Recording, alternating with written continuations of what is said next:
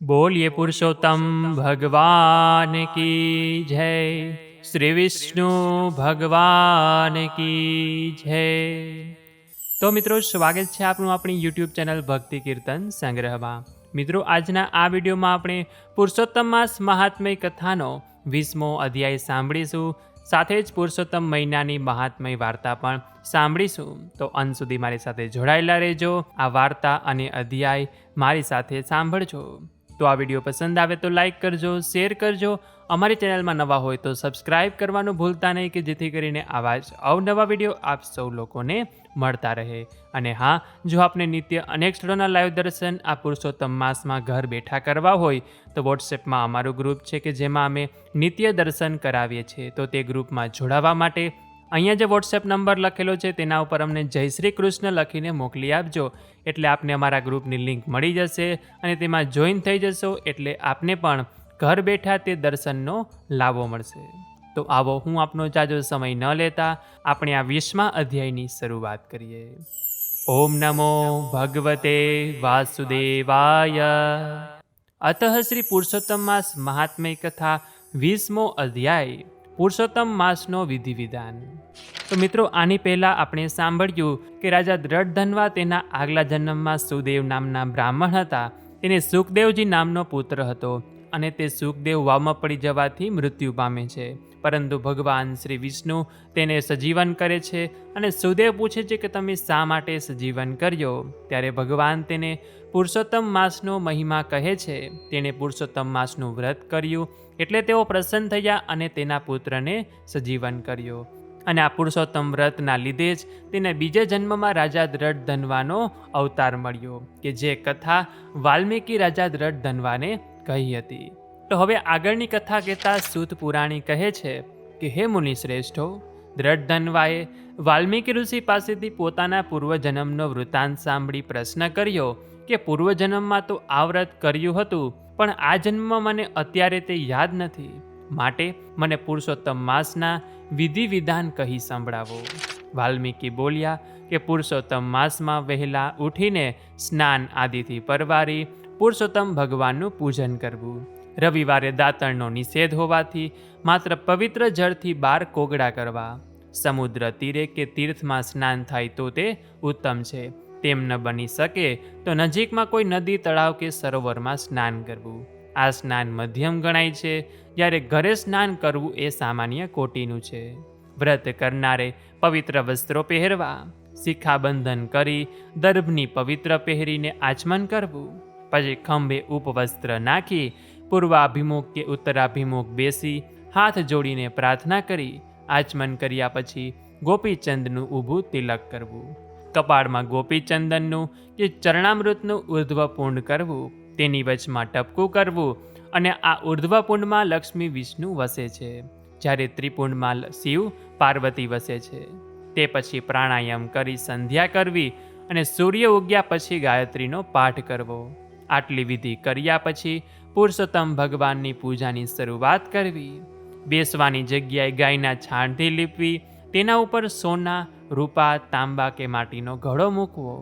આ ઘડામાં ગંગા, ગોદાવરી, કાવેરી, સરસ્વતી વગેરેનું આહ્વાન કરવું।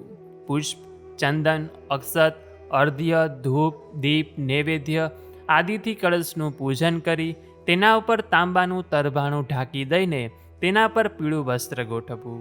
તેના પર પુરુષોત્તમ ભગવાનની ધાતુની મૂર્તિ ગોઠવવી અને પછી ભક્તિભાવથી તેમની પૂજા કરવી। આ માસમાં થોડા ધનનું દાન કરવાથી પણ ઘણું પુણ્ય મળે છે। આ માસમાં સ્નાન, ધ્યાન, દાન, જપ, પૂજન આદિ કરવા। બધી નદીઓમાં ગંગા ઉત્તમ છે, વૃક્ષોમાં કલ્પવૃક્ષ, રત્નોમાં ચિંતામણી, ગાયોમાં કામધેનુ, પુરુષોમાં રાજા, શાસ્ત્રોમાં વેદ, તેમજ વ્રત કે પુણ્યમાં પુરુષોત્તમ માસ જેવો કોઈ ઉત્તમ નથી। બધા વ્રતોમાં પુરુષોત્તમ માસનું વ્રત સર્વોત્તમ ગણાય છે। તો આ રીતે શ્રી બ્રહ્મનારદ્ય પુરાણના પુરુષોત્તમ મહાત્મયનો પુરુષોત્તમ માસનો વિધિ વિધાન નામનો 20મો અધ્યાય અહીં પૂર્ણ થાય છે। તો બોલીએ શ્રી પુરુષોત્તમ ભગવાન કી જય। શ્રી વિષ્ણુ ભગવાન કી જય। શ્રી દ્વારિકાધીશ કી જય। તો મિત્રો, આ રીતે આપણે પુરુષોત્તમ માસનો 20મો અધ્યાય સાંભળ્યો કે જેમાં પુરુષોત્તમ માસનું શું વિધિ વિધાન છે તેના વિશે જાણ્યું. તો હવે પછીના વિડીયોમાં આપણે પુરુષોત્તમ માસની પૂજન વિધિ જાણીશું કે કેવી રીતે ભગવાનની પૂજા કરાય છે. તો તે અધ્યાય જરૂરથી સાંભળજો. આવો હવે આપણે આજના આ વિડીયોમાં પુરુષોત્તમ માસની મહાત્મયની વાર્તા શ્રવણ કરીએ કે જેમાંથી આજે આપણે ઉત્તમ દાનની વાર્તા સાંભળીશું. જયનગરનો રાજા ઋષસેન ઘણો જ દયાળુ અને પ્રજાવત્સલ હતો. એની રાણી વીરબાળા પણ એટલી જ ધર્મનિષ્ઠ હતી. રાજા રાણીએ પાછલી ઉંમરે કુંવરનું મોં જોયેલું, તેથી કુંવરને લાડ લડાવીને મોટો કરે. એમ કરતાં કુંવર 16 વર્ષનો થયો. એકવાર કુંવર શિકારે ગયો. ત્યાંથી આવ્યા બાદ માંદગીના બીછાને પટકાયો. રાજવૈદ દવા કરી પણ રોગ પકડાતો નથી. રાજાએ પરદેશથી વેદ તળાવ્યા પણ કુંવરની માંદગી વધતી જ ગઈ. રાજા રાણીની નીંદર ઉડી ગઈ. રાંધ્યા ધાન રઝળવા લાગ્યા અને રાણી તો રાત દિવસ કુંવરના બીછાને બેસી રહેતી, પ્રભુને પ્રાર્થના કર્યા કરતી. એક દિવસની વાત છે. મધરાતનો સમય છે. કુંવરના બીછાના પાસે રાજા રાણી ઝોકા ખાતા બેઠા છે. ત્યાં રાજાએ એક ગેબી અવાજ સાંભળ્યો કે હે રાજન, તારા એકનો એક કુંવર કોઈ દવાથી સાજો નહીં થાય. જો એને ઉત્તમમાં ઉત્તમ દાનનું પુણ્ય મળે તો જ એ સાજો થાય. સદભાગ્ય અત્યારે પવિત્ર પુરુષોત્તમ માસ ચાલે છે. ભાવિક નર નારી વ્રત કરી દાન પુણ્ય કરે છે. જે કોઈ નર કે નારીએ શ્રેષ્ઠ દાન કર્યું હોય એનું પુણ્ય તારા કુંવરને અર્પણ કરે તો જ કુંવર સાજો થાય. રાજાએ આ ગેબી અવાજની વાત રાણીને કરી. થોડી આશા બંધાઈ. બીજા દિવસે નગરમાં ઢંઢેરો પીટાવ્યો. 1.25 લાખ સોના મોહરનું ઇનામ જાહેર કર્યું અને ઢંઢેરો સાંભળી અનેક ભાવિક નર નારી મહેલે આવવા લાગ્યા અને સંકલ્પ કરીને પોતાનું પુણ્ય આપવા લાગ્યા. પરંતુ કુંવર તો લાકડાની જેમ પડ્યો રહેતો, ન હલે કે ન ચાલે. ઘણા વેપારીઓએ પુણ્ય આપ્યું. ઘણા ધનપતિઓએ આ પવિત્ર માસમાં ગરીબ ગુરબાને દાન કર્યું હતું. એનું ફળ કુંવરને આપ્યું પણ કુંવર સાજો ન થયો. રાજા રાણી મૂંઝાયા. હવે કરવું શું? રાજમાં દાનવીરો તો ઘણા હતા પણ એમાંથી એકેયનું દાન ભગવાનની નજરે ઉત્તમ ન હતું. રાણી તો હતાશ થઈને રુદન કરવા લાગી. 2 દિવસ વીતી ગયા. કુંવરને નાણી મંદ પડવા લાગી. કુંવર હવે ઘડી બે ઘડીનો મહેમાન હતો. 3જા દિવસની સવારે એક ભિખારી જેવો ચિત્રેહાલ કૃષકાય માણસ મહેલે આવ્યો. એના દરહરણ જોઈને પહેલાં તો પહેરેગરીએ એને કાઢી મૂક્યો.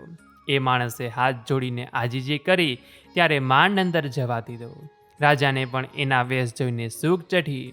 એ માણસ અઠવાડિયાથી ભૂખ્યો હોય એવું લાગતું હતું.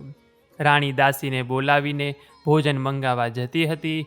ત્યાં જ માણસ બોલ્યો, હે રાજા, મારા દરહાણ જોઈને દાંત ન કાઢશો. હું આ ગામનો ઘાંચી છું. કુંવરને પુણ્ય આપવા આવ્યો છું. રાજા રાણી વિચારમાં પડી ગયા કે આ ચિત્રેહાલ માણસે વળી ક્યું દાન કર્યું હશે. રાજા ના પાડવા જતો હતો પણ રાણીએ ઈશારાથી સમજાવ્યું કે ઘણીવાર ઉકરડે રતન પડ્યા હોય છે. વળી આંગણે આવેલાનું દિલ ન દુભાવાય. રાજાએ હા પાડી એટલે ઘાંચી જમણા હાથમાં જળ લઈ ઊંચા અવાજે બોલ્યો કે હે દયાળુ પુરુષોત્તમ પ્રભુ, આ પવિત્ર માસમાં મેં જે દાન કર્યું છે એ તમારી નજરે ઉત્તમ હોય તો એનું મને જે કાંઈ પુણ્ય પ્રાપ્ત થયું હોય તો હું આ કુંવરને અર્પણ કરું છું. એ પુણ્ય બળના પ્રભાવે કુંવર સાજો થતો હોય તો કરો. જળની અંજલિ છાંટતા જ કુંવરે આંખો ખોલીને પાણી માંગ્યું. રાજા રાણીના હરખનો પાર ન રહ્યો. પાણી પીધા વગર કુંવર બેઠો થયો. માતા પિતાને ઘાંચીને પગે લાગ્યો. રાજા રાણી ઘાંચીના પગમાં પડી ગયા અને બીજા દિવસે દરબારમાં આવવાનું કહીને રથમાં બેસાડીને ઘેર વળાવ્યો. બીજા દિવસે દરબાર ભરાયો. રાજાએ ઘાંચીને પોતાની પાસે બેસાડ્યો. પછી પૂછવા લાગ્યો, ભાઈ, તારો દેખાવ કંગાળ છે.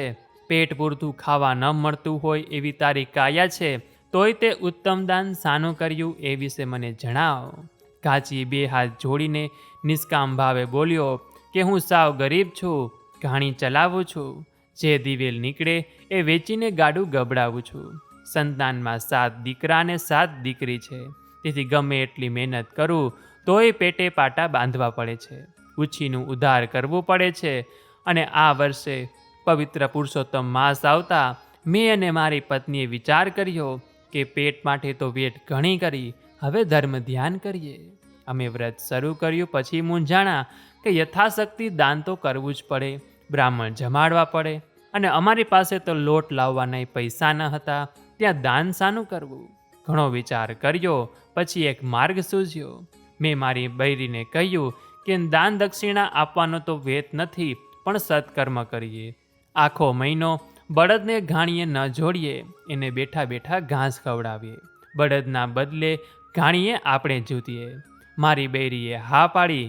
એક ઘડી ઘાણીએ હું જૂતું અને એક ઘડી મારી બૈરી જૂતે.